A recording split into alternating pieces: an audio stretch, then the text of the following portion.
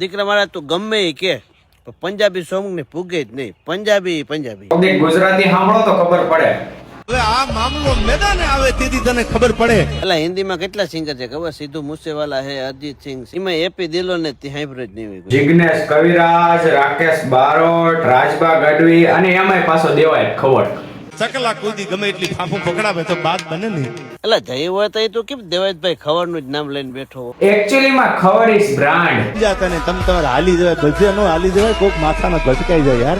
એટલે અમારા હિન્દી સિંગર છે ને એ પાછા અંગ્રેજીમાં ગીત ગાયો. એ તો અમારા દેવાય ખબર હોત ને બોલે હો અંગ્રેજી.